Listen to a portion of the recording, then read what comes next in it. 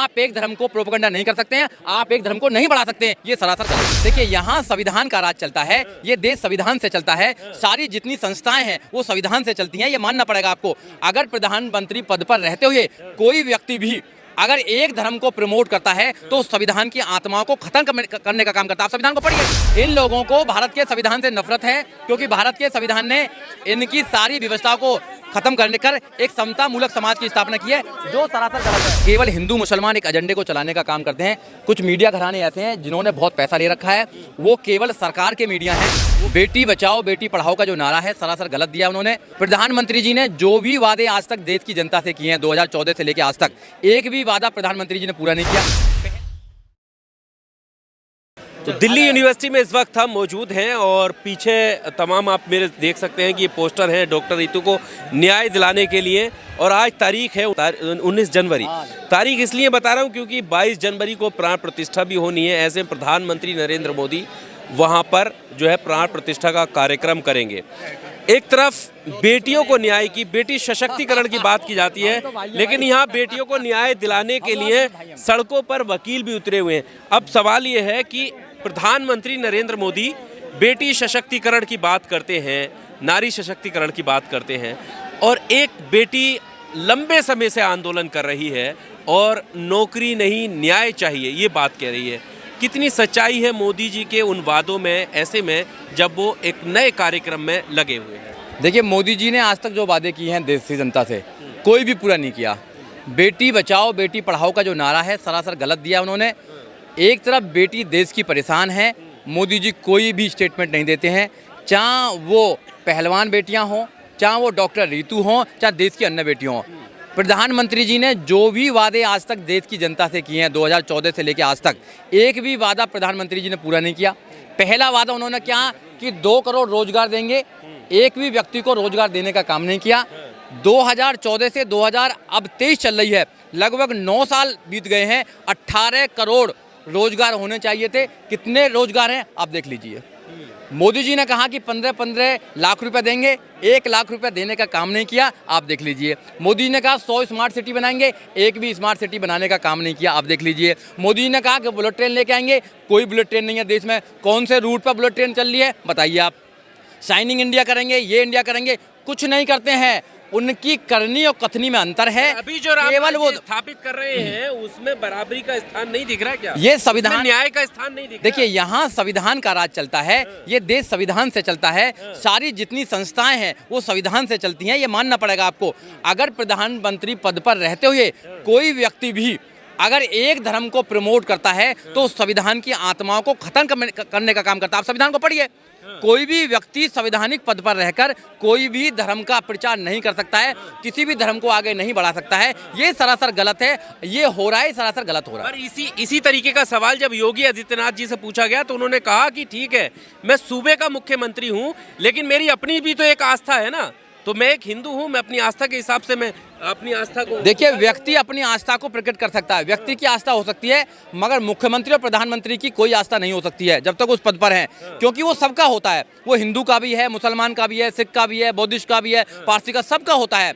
वो स्टेट का मुख्यमंत्री प्रधानमंत्री है। अगर वो प्रधानमंत्री रहते हुए, मुख्यमंत्री रहते हुए सरकारी संसाधनों का उपयोग करते हुए धर्म को बढ़ाने का काम करते हैं तो वो सरासर गलत है। आप संविधान को उठा के देख लीजिए। भारत का संविधान सेकुलर संविधान है, आपको समझना पड़ेगा, सेकुलर की डेफिनेशन समझनी पड़ेगी आपको। आप एक धर्म को प्रोपेगेंडा नहीं कर सकते हैं, आप एक धर्म को नहीं बढ़ा सकते हैं, ये सरासर गलत है। राम राज्य में सेकुलरिज्म नहीं था? राम राज चाहिए क्यों चाहिए राम राज बताइए? जब भीम राज चल रहा है, संविधान राज चल रहा है, समता का राज चल रहा है, स्वतंत्रता का राज चल रहा है, तो इससे बढ़िया राज क्या है? कलम का राज चल रहा है आजकल। तो भाई कलम का राज चल रहा है ना आजकल। कलम का पहले जब इनका राज चल रहा था तो इन्होंने संविधान बनाया कि एक पढ़ सकता है, केवल एक समाज पढ़ सकता है, एक समाज लड़ सकता है, एक समाज व्यापार कर सकता है, एक और बहुत सारे लोग जो हैं सबकी सेवा करेंगे।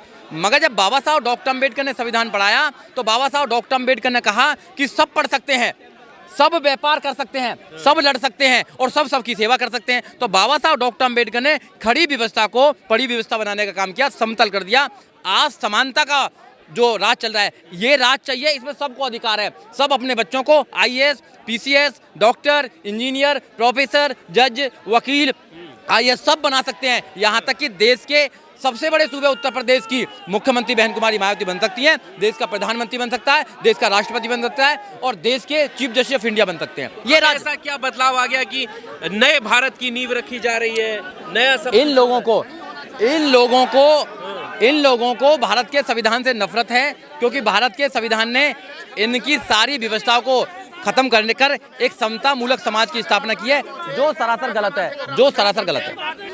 डॉक्टर रितु यहाँ पर बैठी हुई है, न्याय की बात हो रही है।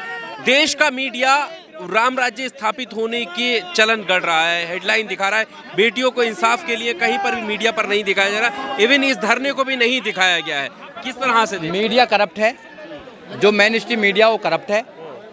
अगर करप्ट मीडिया इस देश में कोई अगर गलत प्रचार कर रहा है तो लोगों को नहीं, खासकर बहुजनों को उस मीडिया को नहीं देखना चाहिए। सोशल मीडिया इस देश में रियलिटी की बात बताने का काम करता है। सोशल मीडिया अगर नहीं होता तो ये मीडिया तो इस देश को कब का रामराज बना देता। ये तो केवल हिंदू मुसलमान एक एजेंडे को चलाने का काम करते हैं। कुछ मीडिया घराने ऐसे हैं जिन्होंने बहुत पैसा ले रखा है, वो केवल सरकार के मीडिया हैं, वो जनता के मीडिया नहीं है, वो जनता के पत्रकार नहीं है। जाओगे तो फिर अस्पताल जाने की जरूरत ही नहीं पड़ेगी। देखिए, क्या ये व्यवहारिक बात है? कोई अगर मंदिर जाएगा तो अस्पताल नहीं जाएगा। अस्पताल बीमारी के लिए होते हैं। देश की जनता में एक मैसेज जा रहा है, ये गलत मैसेज है। ये लोग बाबा छोड़ रखे हैं इन लोगों ने सुपारी ले रखी है देश को बदनाम करने की, देश को खत्म करने की, देश को अंधविश्वास में पैदा करने की। ये अंधविश्वास ही है, ये अंधविश्वास को खत्म करना चाहिए। भारत का संविधान अंधविश्वास पर विश्वास नहीं करता है। भारत का जो संविधान है वो तर्क पर बात करता है, वो विज्ञान पर बात करता है, वो मानवता पर बात करता है। जो आप प्राण प्रतिष्ठा कर रहे हैं उसके आप विरोध में हैं? नहीं, देखो, प्राण प्रतिष्ठा जो करते रहे, मगर वो संविधान के विरोध में है। और जो व्यक्ति संविधान के विरोधी काम करेगा, मैं उसके विरोध में हूँ, क्योंकि मैं संविधान का प्रबल समर्थक हूँ। मैं संविधान को मानता हूँ। संविधान से इन देश में लाखों करोड़ों लोगों को अधिकार मिला है, तो मैं उन अधिकारों को बचाना चाहता हूँ। अगर कोई भी व्यक्ति संविधान के खिलाफ काम करेगा तो हमारे जैसे लोग, अम्बेडकरवादी लोग, एडवोकेट होते हुए, बीइंग एडवोकेट, हम उसका खिलाफ करेंगे, हम उनके खिलाफ बात करेंगे। नहीं, दो चीजें बताई जाती है ना। एक तो ये कि प्रधानमंत्री की एक अपनी आस्था, दूसरा ये कि राम तो सबके हैं और जनहित में अगर कोई काम हो रहा है तो उसमें प्रधानमंत्री क्यों ना हो। देखिए, प्रधानमंत्री पद पर रहकर किसी धर्म को फॉलो नहीं कर सकते, किसी धर्म को आगे नहीं बढ़ा सकते हैं। अगर उनको जाना है तो उनको ये कहना पड़ेगा कि मैं एक व्यक्तिगत रूप में यहाँ पर आया हूँ, मैं प्रधानमंत्री के रूप में नहीं आया हूँ। प्रधानमंत्री तो हिंदुओं के भी हैं, प्रधानमंत्री तो मुसलमानों के भी हैं, प्रधानमंत्री तो बौद्धिस्ट के भी हैं, प्रधानमंत्री तो सिख के भी हैं। पर एक धर्म को क्यों बढ़ाना चाहते हैं आप बताइए ना आप। अगर कोई व्यक्ति संवैधानिक पद पर रहकर एक धर्म को बढ़ाना चाहता है तो वो संविधान का विरोध है, संविधान का आत्मा को खत्म करने वाली बात है।